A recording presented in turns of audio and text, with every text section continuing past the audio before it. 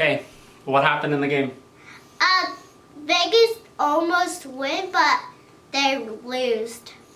And that team over there won.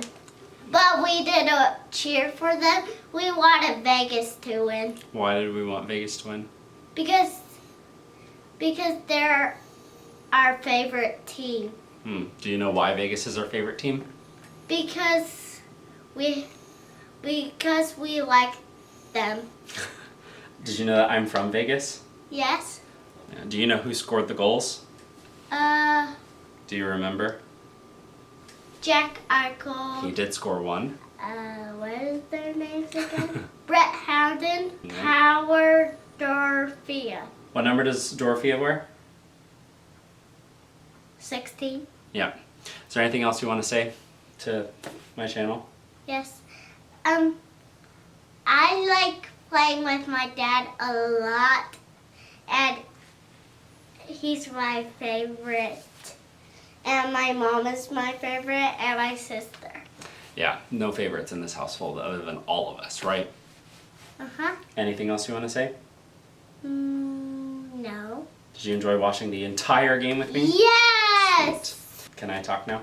Yes. Thanks, I'm gonna Bob. get off. Thanks, Logan. I have two things that I'm going to talk about. I'm going to talk about the game first, chronologically for me, but I'm going to attach Adin Hill's contract extension to before I talk about the game, because that needs to be addressed first, but I want my emotion to come through during the game, and if I talk about Adin Hill's contract, that's not going to happen. I'm putting this earlier because this information is going to be skipped over if I leave it to the end, so skip to this part if you only care about Buffalo, I guess, but like stay for this because it's for me, yeah.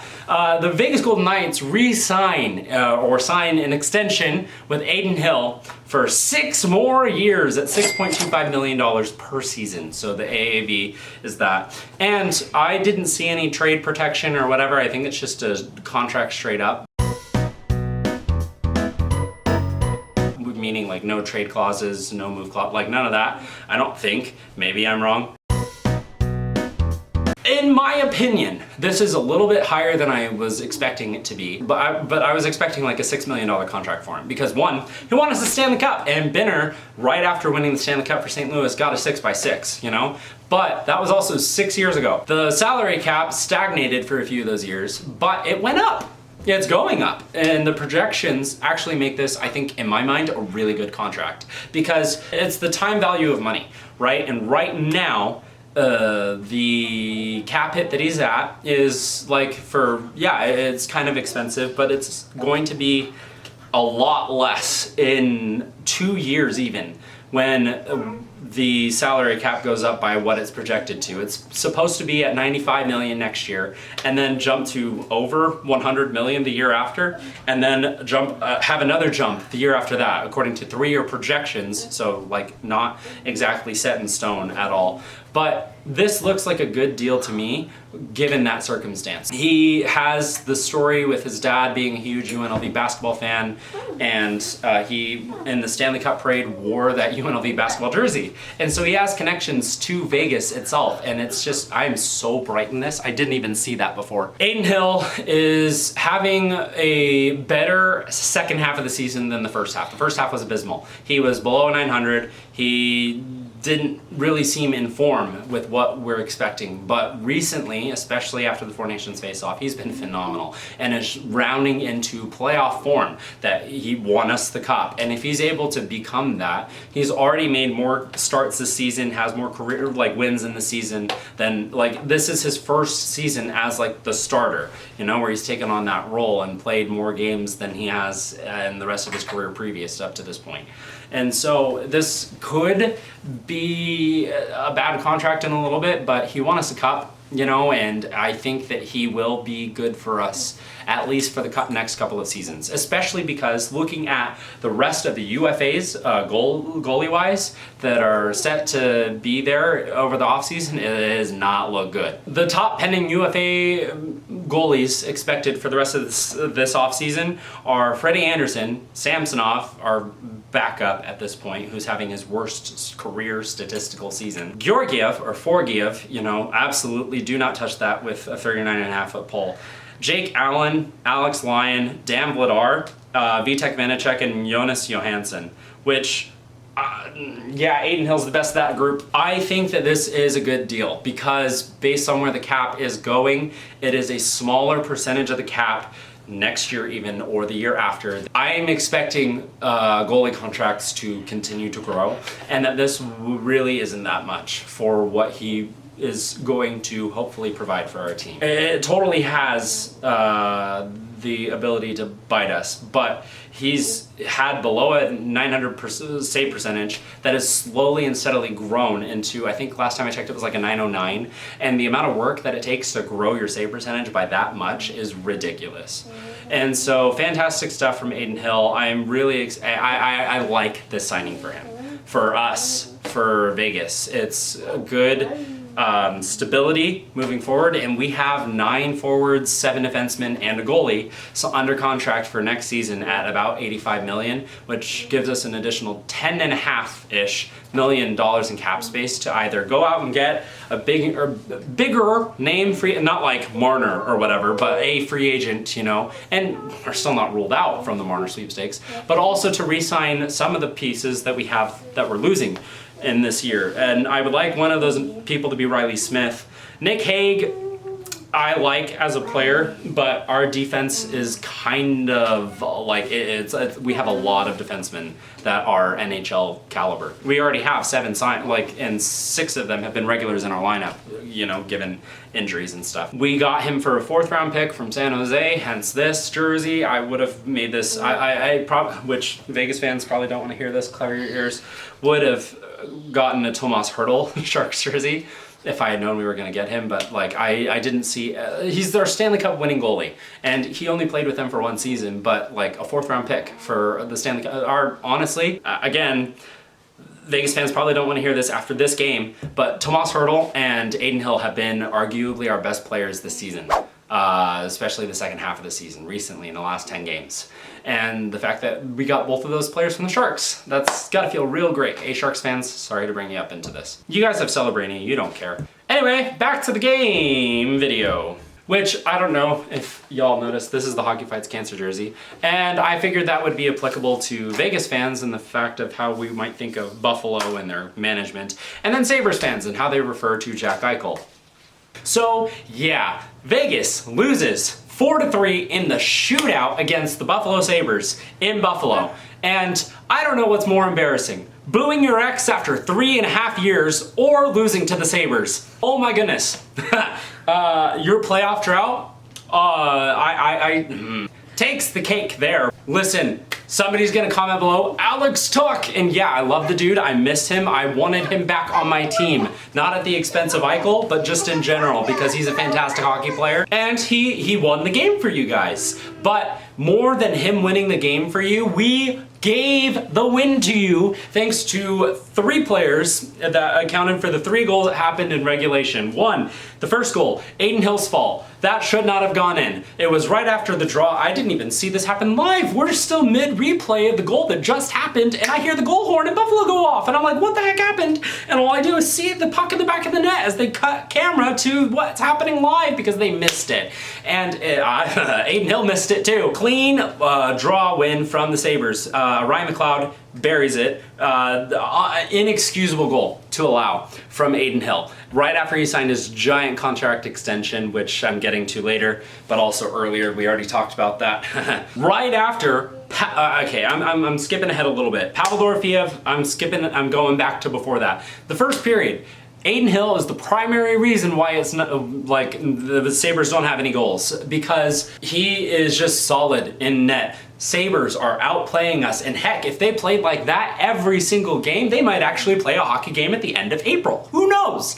But unfortunately, I guess I don't care really. Like, get yourself together, get into the play. Like that's your guys' own stuff. Seriously, it's just sad at this point. Like, I pity you guys, and there's a certain portion of the fan base that gets it, like that understands that the hit that Howden laid on Kulik, who got injured, which really hope he's okay. Hands down, player's health and safety like as far as all of that unnecessary stuff goes, is important, and they should have, like, I hope he's good. But that was a clean hit. He put himself, Kulik, put himself in a very vulnerable position, and like, and the Buffalo fans that I've seen online completely agree, for the most part, that that was a clean hit. So good on you there. At least you guys haven't forgotten how to play puck. I'm really not trying to rip into you guys. It's just so frustrating that this is the game. Like, it's obvious that this is the game that all y'all play, that get up for.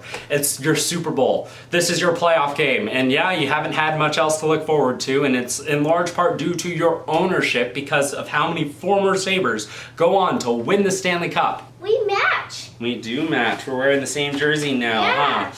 You want to show them? Yeah, We're both wearing our reverse retros. Yeah, and it says Vegas. It does. Brett Howden and Adin Hill had fantastic games. Brett Howden with 2/3 of a Gordie Howe hat trick because he fought Peyton Krebs right after that clean hit. Krebs fought him, and sure, sticking up for your teammate. Why can't you do that in any of the other games that you play in the regular season? There were comments about how Owen Power is still just saying, I love Owen Power. He was my favorite Sabre from the video that I made a couple of weeks ago, other than Alex Tuck, because I couldn't pick him because he's a former Vegas Golden Knight. Anyway, watch that video, please. It's unfortunate for you guys more than anyone else that this is the game that y'all wake up for. If you could play like this every single game, you would be in the playoffs. You would be a really good team. And despite that, y'all still should have technically lost. You got the 2 points. Congratulations. Chronologically, Brett Howden scored first. It was the first goal of the game, 1-0 in the first period. Beautiful passing play in transition that goes from Pearson to Barbashev to Howden. This was right after a line shuffle, and Howden buries it. It's kind of a tip in, so not really buries it, but it's 1-0, right? And then we make it 2-0 in the second period because of another play in transition. Pavel Dorofeyev rips it, tips it home from Tomas Hertl. Fantastic play from Hertl. He literally stole the puck from the Sabres,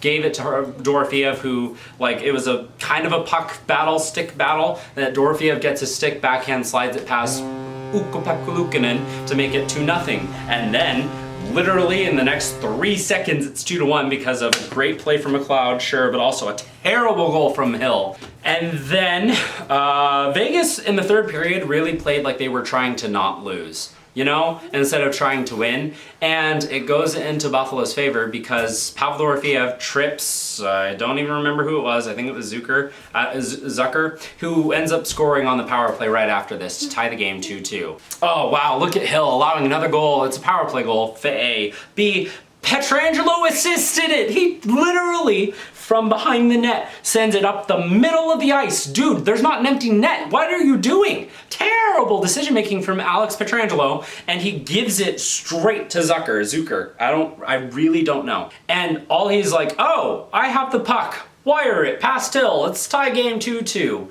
And so Petro's fault for the second one. And then the third goal that Vegas allows, I'm gonna get there later, because with 2.5 minutes left, another puck battle that Vegas wins in front of the net because Mark Stone gets it. It's a beautiful play. Petro kind of makes up for his giveaway by giving a beautiful feed to Mark Stone, who curls literally, it's a perfectly timed play where Stone all of a sudden has 2 people deep on Petro and has open ice, and he sends it on, it's saved, it pops out, and Jack Eichel with a stick battle gets the puck like the dagger it should have been, just sheaths it into the net, and it's 3-2 Vegas. He imitates his earlier goal celebration from when he scored the hat trick in Buffalo last time he played there, and it's 3-2 Vegas. It should be great. There's only 2 minutes left. Vegas should be able to hold on to this or get an empty net. And I thought about that right as like they pulled Ukko-Pekka Luukkonen, where it was like, oh yeah, Vegas, like, empty net goal. I felt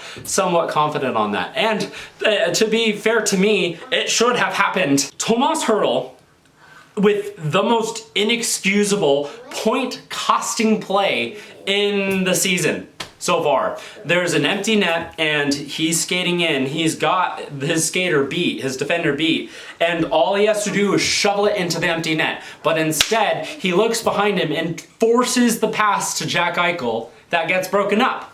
But Jack Eichel, if he was going for a hat trick, maybe, it's like somewhat more understandable, but no, absolutely not. That is the most ridiculous play from Tomas Hertl that I've ever, like maybe he's a sleeper agent for the Sharks still. I have no idea. That was inexcusable from him. That third goal that Dahlin, that the Sabres scored with 6 seconds left, it could have been more than that. It was 14, oh man. Should not have happened.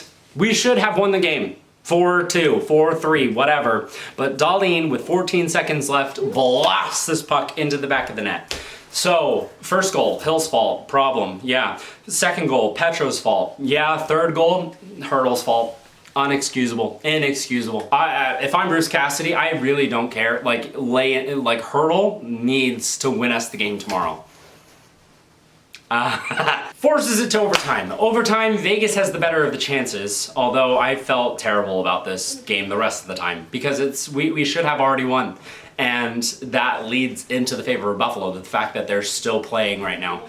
And so there's a couple of opportunities, one from Eichel, but it goes off the post or UPL's glove or something. And then I think it was Howden again with another opportunity, but missed the net. Breakaway opportunities in overtime that you're not able to cash in on. Okay, yeah, but like to be fair to you guys, the game should have already been over at this point. And then overtime, basically without, I think it was entirely without a whistle. And so no goal, we go into the shootout. And at first, after the first round, I was pretty confident, you know, because Tage Thompson off the post, and then we go second, and it's Victor Olofsson and his return to Buffalo, and he buries it. And so Vegas has the advantage going into the second round.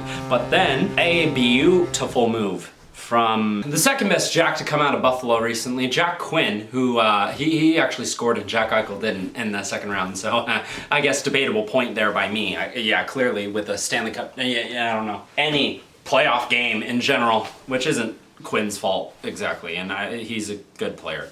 He pulls a silky move on Hill in the shootout, second round, scores. Jack Eichel should have chipped this puck in. I don't know what he tried to slide it underneath UPL's pad, and it was like, no, you got the deke, you got him down, you have the wide open net up top. I don't know why you don't chip it up and you try to slide it underneath. That was a terrible move from Eichel. And then in the third round, it's Alex Tuch who buries it, pulling the similar move that Jack Quinn made in the second round of the shootout, but on the other side. And Hill, unable to get his pad stretched out all the way for Tuch to bury it, tucks it in.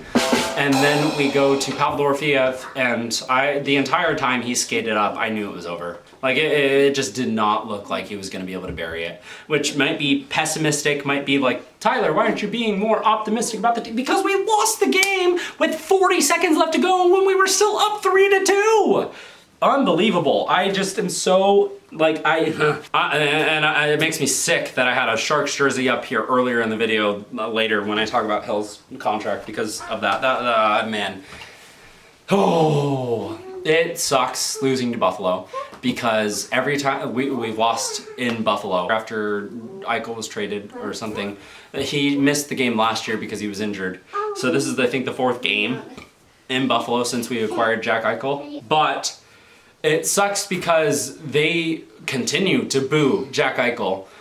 Loser mentality, honestly. Like, the management is the reason that he wanted out. It wasn't because of the fans or the city or whatever. And yeah, he said the things he said after we first lost in Buffalo, that first game. But like, guys, it was just highly emotional and yeah, like whatever. When you boo Eichel though, you are saying that you're on management's side, when management is the reason you guys haven't been to the playoffs in 14 years. Our next game is tomorrow against the Detroit Red Wings. It's also an earlier game, which, hey, earlier game. We did not win. I didn't do my homework. I'll turn it in tomorrow, a late fee, I guess. But yeah, no, versus in earlier games, it's another loss. That's an overtime loss, so that covers it was 4-3-1 remaining of the games that start before 7 p.m., so that's gotta be the one. If we take one of those losses and move it there, then that's an additional point. If we take one of the wins and move it there, then we lose a point. So we still gotta win 4, we still gotta lose 3 from the games that start before 7 for my math to be accurate. But, boy. Congrats, Buffalo, on your Super Bowl victory. Hang the banner now. Most meaningful hockey you've played. since I guess the first game that Eichel returned to your building in. And I really do feel bad for Buffalo fans, and I'm really happy for you guys and the Bills. So that's a fun story, but it's just the loser mentality of the booing that's still happening 3 years after the fact. That just rubs me the wrong way. I don't care, like it really doesn't matter. But it's frustrating as a hockey fan that y'all can't play like this every game, or at least most of the games in the regular season, to get yourself into a playoff spot. Because I guarantee that's what would happen if you actually played like this every game. Even though you still should have technically lost this game that you didn't and you won, and congrats, whatever. But that's gonna be it for game 66's. 6-6, that makes sense. Nightly review, thank you so much for watching. Have a good night.